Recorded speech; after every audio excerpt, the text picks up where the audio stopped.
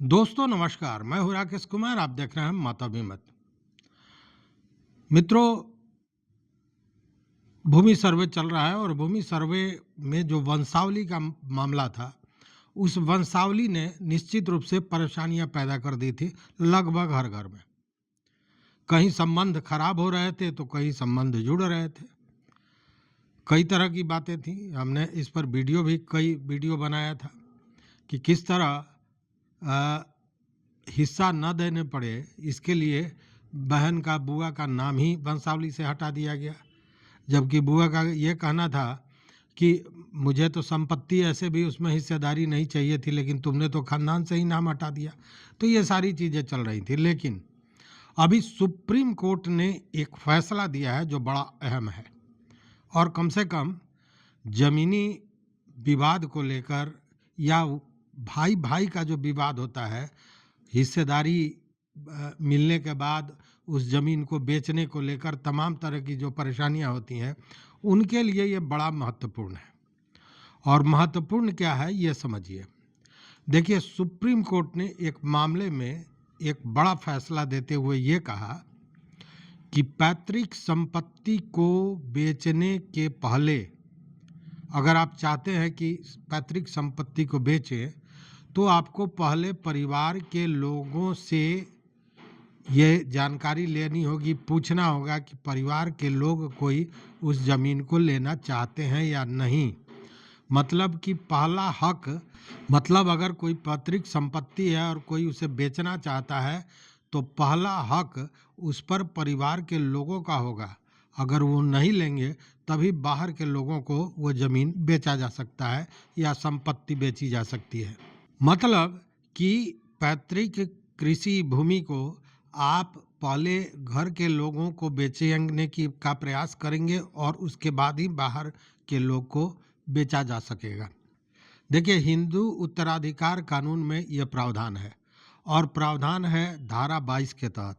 और ये प्रावधान इसलिए लाया गया कि पैतृक संपत्ति बाहरी लोगों के हाथों न चला जाए, उसको रोकने के लिए ही यह प्रावधान लाया गया था, यह कानून लाया गया था, जो हिंदू उत्तराधिकारी कानून का धारा 22 है। अब देखिए कि इसमें जो न्यायाधीश थे, वो न्यायाधीश थे जो सुप्रीम कोर्ट के जिस बेंच ने ये फैसला दिया है, वो थे जस्टिस यू ललित और जस्टिस एम शाह। इन लोगों ने यह फैसला देते हुए कहा कि अगर किसी हिस्सेदार को अपनी पैतृक, मान लीजिए कि दो भाई है और पिता की संपत्ति दोनों भाई को मिली, तो अगर कोई एक भाई ने यह निश्चय किया कि उसे वो ज़मीन बेचनी है, कृषि योग्य ज़मीन है, उसको बेच देनी है या संपत्ति हटा देनी है, तो वो सीधे बाहरी लोगों को नहीं देगा। पहले उसको अपने भाई से परामर्श करना होगा, उसका विचार लेना होगा। अगर परिवार का वो भाई, दूसरा भाई या परिवार का कोई दूसरा अगर उस ज़मीन को लेता है, तो प्राथमिकता के आधार पर उस ज़मीन को पहले उन लोगों को देना होगा। बाद में बाहरी अगर वो नहीं लेते हैं, तब बाहरी व्यक्ति को आप ज़मीन बेच पाएंगे। मतलब कि पैतृक संपत्ति को बचाना है। और ये मामला आया कहाँ से, सो समझिए। ये मामला हिमाचल प्रदेश का था, जिसमें दो भाई नाथू और संतोष के बीच विवाद हुआ था। देखिए, हुआ ये था कि अपने पिता जो लाजपत थे, उस लाजपत की मृत्यु के बाद दोनों भाइयों में बराबर बराबर का जो संपत्ति था, जो भूमि थी, खेती योग्य भूमि थी, वो बांटा गया। अब इसमें जो संतोष था, संतोष को जमीन बेचनी थी, और इसके लिए उसने किसी बाहरी व्यक्ति से इसकी तैयारी कर ली थी बेचने की। ये जानकारी जब नाथू को मिली, तो नाथू इस मामले को लेकर चला गया कोर्ट में। और कोर्ट में जाने के बाद दोनों पक्ष से सुनवाई हुई, और कोर्ट में इसी हिंदू उत्तराधिकार कानून के धारा 22 के तहत कोर्ट ने नाथू के पक्ष में फैसला देते हुए कहा कि अगर संतोष को ज़मीन बेचनी है, तो पहले उसे नाथू के हाथों बेचने का प्रयास करना चाहिए। अगर वो नहीं लेता है तभी वो बाहर जाएगा। और नाथू के पक्ष में फैसला हो गया, मतलब संतोष बाहरी व्यक्ति को ज़मीन नहीं बेच सका। और इसको लेकर जो संतोष था वो चला गया हाई कोर्ट में। हाई कोर्ट ने भी संतोष के मामले की सुनवाई करते हुए नाथू के पक्ष में ही फैसला दिया।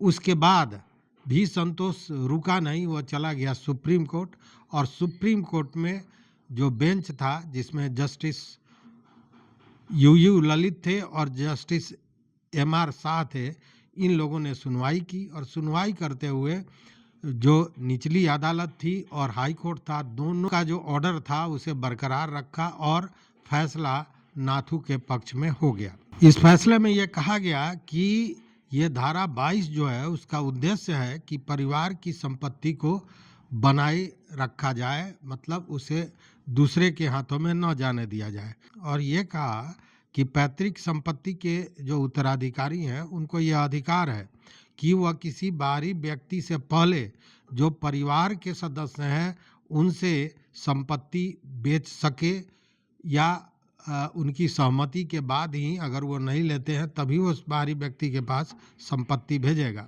इसमें यह भी कहा गया कि जो नया नियम बना है उसमें धारा 4 का 2 ये खत्म कर दिया गया है, लेकिन बजाबता इस पर उन्होंने कहा कि इस धारा का संबंध काश्तकारी अधिकारों से है, मतलब जो टेनेंसी राइट्स है उससे इसका मतलब है, और यह मामला बिक्री और स्वामित्व का है। इसमें इसलिए ये 4(2) जो धारा खत्म कर दिया गया है उसका असर धारा 22 पर नहीं पड़ेगी और यह लागू रहेगा।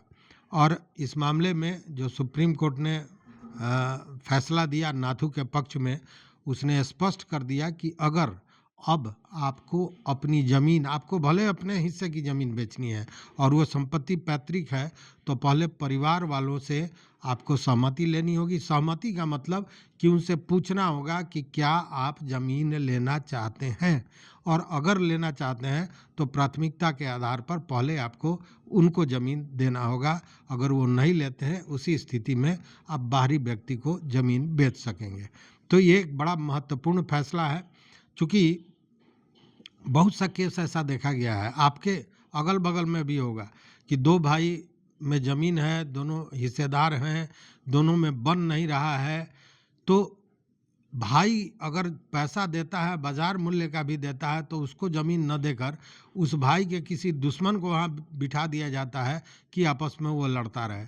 तो ये सारी चीज़ें आम है, और इसको यह जो धारा 22 है यह निश्चित रूप से बहुत संरक्षित करेगा। तो ये एक बड़ा फैसला था जो संभवतः बहुत से भूमि विवादों को समाप्त कर सकेगा। इसलिए मुझे लगा कि इसकी जानकारी आप मित्रों को देना आवश्यक है। तो इस वीडियो में बस इतना ही। देखते रहिए मत अभिमत। मित्रों, चैनल पर अगर नए हो या अभी तक सब्सक्राइब नहीं किया तो सब्सक्राइब कर लीजिए, लाइक कर लीजिए, दोस्तों के साथ शेयर कीजिए, और यह जो प्रावधान है इसका क्या असर होगा, अच्छा होगा, बुरा होगा, इन सारे विषयों पर अपना कमेंट जरूर दीजिए हमारे कमेंट बॉक्स में। देखते रहिए मत अभिमत। बहुत बहुत धन्यवाद, बहुत बहुत धन्यवाद।